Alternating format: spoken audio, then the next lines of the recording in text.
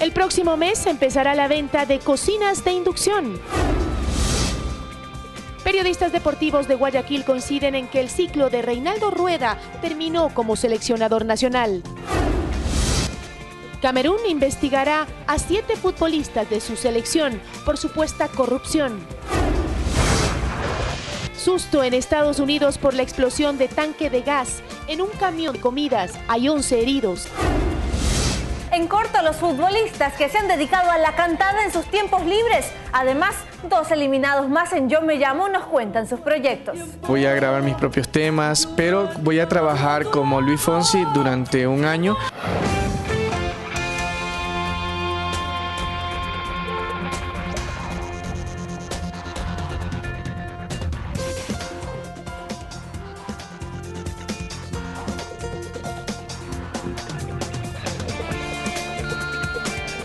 Buenas tardes a todos, bienvenidos a 24 horas. Hoy en Quito se producen manifestaciones a favor y en contra del gobierno. El tema central es la ley de aguas. También en los deportes crecen los cuestionamientos a la dirigencia del fútbol ecuatoriano tras el fracaso de Ecuador en el Mundial. Más adelante les damos detalles. Una parte de la comunidad indígena se reúne en la Plaza de la Independencia de Quito para apoyar al presidente Correa en la aprobada ley de recursos hídricos. Vamos hasta allá con Andrea Romero para que nos amplíe los detalles. Hola Andrea, ¿qué es lo que sucede a esta hora?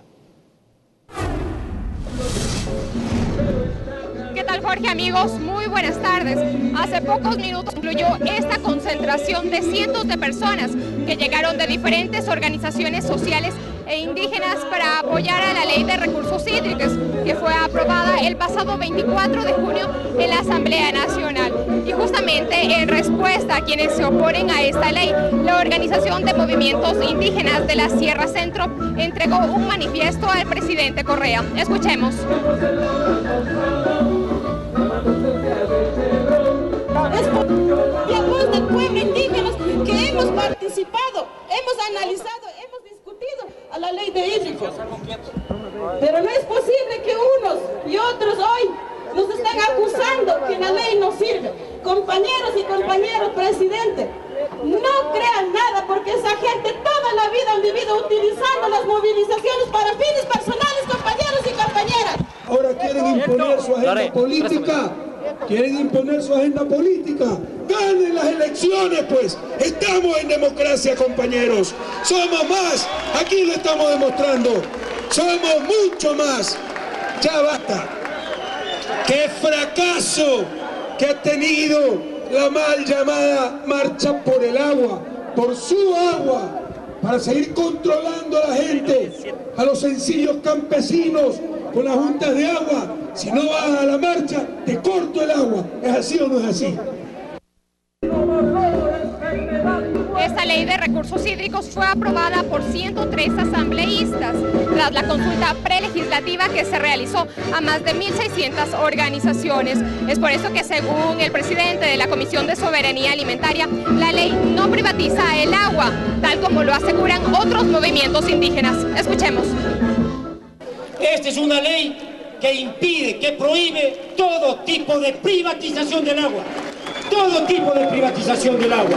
Como dice nuestra Constitución, quienes dicen lo contrario están mintiendo. Esta es una ley que permite que se realice el derecho humano al agua. Ya no más aquellos mecanismos de coerción, que si no sales a la marcha, te quito el agua. Que si no sales a la marcha, te pongo multa. Tras esto se espera que el presidente Correa dé paso para que se publique esta ley en el registro oficial, si no la veta total o parcialmente. Este es el informe que les tenemos a esta hora en la Plaza Grande. Regresamos a estudio contigo, Jorge. Buenas tardes. Buenas tardes, Andrea, y gracias. Mientras tanto, la marcha indígena por el agua y la vida derivó en una asamblea de los pueblos que busca exigir cambios en la política gubernamental. En la Casa de la Cultura de Quito está Fausto Yepes para entregarnos más detalles. Fausto, el Parlamento pone fin a la marcha, pero ¿a qué hora habrá resoluciones? Gracias, ¿qué tal amigos? Muy buenas tardes. A las 3 de la tarde está previsto ya que se conozcan los pedidos oficiales por parte del movimiento indígena que se ha convocado en esta marcha denominada Por el agua, la vida y la dignidad de los pueblos. Algunas de las peticiones que han sido socializadas durante esta mañana con todos los que llegaron a esta marcha en este segundo día de visita ya en la capital, les presentamos en la siguiente nota. En su segundo día de permanencia en Quito, los marchantes comienzan a tomar decisiones. Viene después la movilización, viene después la socialización en las bases, es decir, la resistencia continúa. Organizaron 11 mesas de diálogo en las que expusieron sus preocupaciones frente a las políticas del gobierno. La ley de aguas no es el único tema que los trajo hasta aquí. Por ejemplo, los derechos de la naturaleza no pueden seguir siendo simplemente bandera para hacer campaña y ganarse un prestigio, una imagen el presidente en Europa, cuando en la práctica aquí siguen mandando los tractores a romper el Yasuní. Se cumple así el Parlamento de los Pueblos y las resoluciones o decretos que salgan de aquí serán difundidos en las comunidades de al menos 15 provincias del país. El llegar a Quito para nosotros es muy importante porque es una toma de conciencia y después nosotros vamos a difundir en nuestras provincias y ojalá instale los parlamentos en cada una de las provincias. Las decisiones aquí son democráticas, comunitarias.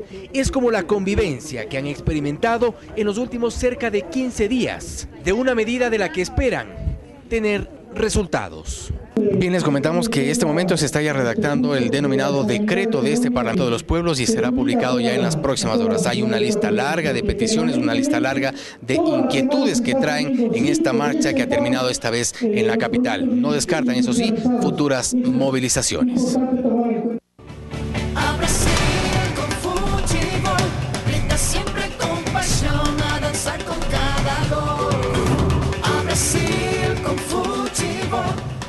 Ya estamos en su segmento del Mundial en 24 horas. El periodismo deportivo nacional cree que el ciclo de Reinaldo Rueda terminó en la selección ecuatoriana de fútbol y han dudado incluso sobre la continuidad o no de Luis Chiriboga como presidente del Ecuafútbol. También los expertos identifican situaciones que habrían incidido en la temprana eliminación mundialista de la Tri.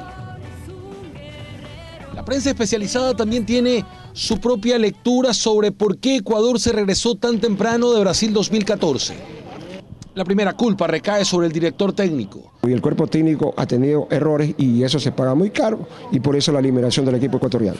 Pero no solo él, los jugadores de la Tri llevan su parte de culpa, sobre todo las estrellas, de las que se esperaba más en la cancha. Entonces no es solamente Rueda, él presentará un informe y tendrá que decir, bueno, ¿qué pasó? ¿Qué pasó? A ver, ¿cuáles fueron los inconvenientes? ¿Por qué Valencia no jugó? ¿Por qué no estuvo a la altura? ¿Por qué Jefferson Montero no actuó bien? Casi un secreto a voces, pero un factor determinante. El camerino de la Tri no estuvo unido como en otros torneos. Investiguemos qué pasó dentro de una concentración de la selección ecuatoriana de fútbol para que el rendimiento futbolístico de los que se esperaba jugadores no haya sido el mejor. Entonces, una pregunta lógica. ¿Debe o no continuar el profesor Reinaldo Rueda? Me gustaría que haya cambios. Me gustaría ver un poco más de fútbol con mayor proceso ofensivo, un poquito más encarador a nuestro equipo, que creo que puede dar por la calidad de nuestros jugadores. Hay que analizar no solo al técnico de ahora, no solo a Rueda, sino a nuestros técnicos anteriores y ver si ya esa línea en nuestro fútbol o ese estilo ya llegó o ya cumplió su ciclo. Una pregunta que se extiende al presidente de la Federación Ecuatoriana de Fútbol, Luis Chiriboga, tras más de 15 años al frente del Ecuafútbol. Debería de irse también el presidente de la Federación Ecuatoriana. Yo creo que él ya cumple su ciclo también. Jorge Rodríguez, 24 horas. De regreso con la información, la Asamblea continúa el análisis del proyecto de Código Monetario. Esta vez la Comisión de Régimen Económico recibió a representantes de los jubilados del IES y de la Cámara de Industrias, quienes presentaron sus reparos a la iniciativa. Ante las dudas, diferentes sectores piden aclaraciones. Es que el proyecto de Código Monetario, por su extensión, genera un intenso debate en la Comisión de Régimen Económico de la Asamblea. Este miércoles, la Cámara de Industrias señaló 6 puntos neurálgicos de la propuesta, entre ellos los límites al crédito. La norma excede el alcance de lo que busca y podría afectar actividades productivas importantes. Además, los industriales tienen reparos a cómo dentro del proyecto monetario se está planteando el uso del dinero electrónico. Por $1 físico se entrega $1 de moneda electrónica, pero no puede estar respaldada la emisión de esa moneda electrónica en papeles. Y sobre la reestructuración que tendrá el Banco del Instituto Ecuatoriano de Seguridad Social, BIES, propuesta en el proyecto de Código Monetario, los afiliados y jubilados expusieron su preocupación. Que es un error porque el banco no se puede suprimir. Al suprimirse el directorio, pues ya no va a funcionar el banco. ¿Cómo va a ser la parte administrativa, la parte operativa y las inversiones? Una vez aprobada la normativa, los miembros del directorio dejarán sus puestos y pasará a manos de la Super de Bancos por 180 días. Su directorio tendrá mayoría del Ejecutivo. El banco del IES nunca va a estar en acefalía ni se va a sacar la directiva en este momento y se va a poner otras. El informe para primer debate de la propuesta de Código Monetario deberá estar aprobado hasta este domingo. El proyecto en materia urgente tiene alrededor de 600 artículos. En Quito, Ana María Cañizares, 24 horas. El Instituto Nacional de Evaluación Educativa presentó los resultados de los exámenes realizados en 2013 a estudiantes de colegios a nivel nacional. Según los resultados de la evaluación Ser Estudiante, realizada en 2013 a más de 43.000 alumnos de cuarto, séptimo y décimo de básica y tercero de bachillerato, estamos en rojo con las matemáticas. Alrededor del 30% no alcanza ni el nivel elemental en esta materia. En matemática, progresivamente hacia los años más altos, vamos teniendo mayores deficiencias. Matemática es una de las áreas más complicadas, pero también de las más importantes. La Sierra es la región con mejor desempeño. Santa Elena, Esmeraldas, Sucumbíos y Bolívar son las de más bajo promedio. Y esto es producto de que necesitamos docentes con mayor conocimiento, por ejemplo, de matemáticas, de biología. Inmediatamente hemos tomado ya acciones. En este mismo año vamos a capacitar con 330 horas. Los niveles de desempeño se evaluaron en un rango de 400 a 1000 puntos y el promedio general fue de cerca de los 660 puntos. El análisis del Instituto Nacional de Evaluación Educativa también identificó diversos factores asociados a los niveles de aprendizaje, como el hecho de que los sectores con mayor acceso a la tecnología tienen un mejor rendimiento o que aquellos alumnos que no tienen acceso completo a la alimentación responden con un bajo desempeño. Es claro que el camino para la educación en el país no será fácil. Ya el Centro Regional para el Fomento del Libro en América Latina de la UNESCO nos había dado un dato importante, al determinar que los ecuatorianos leemos un promedio de medio libro al año.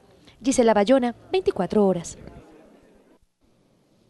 Las nuevas cocinas de inducción saldrán a la venta el próximo mes. Visitamos a dos de las empresas calificadas por el gobierno para fabricarlas. Una de ellas ya tiene los prototipos listos, mientras la otra solo espera la llegada de componentes importados.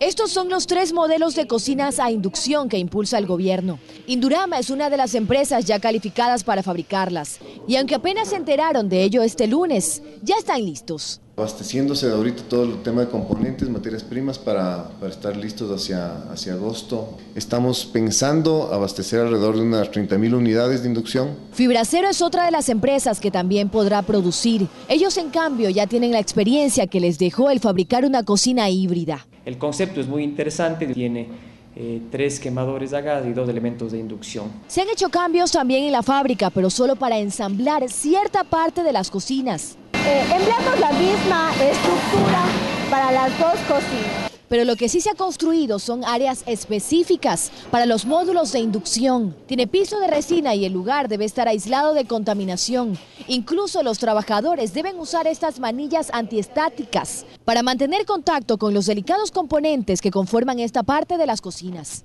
Una de las exigencias que impuso el Ministerio de Industrias es que por lo mínimo el 10% de componentes que conforman la cocina de inducción sea fabricado en nuestro país. Esta empresa, por ejemplo, tiene la capacidad para ensamblar hasta 10.000 unidades mensualmente.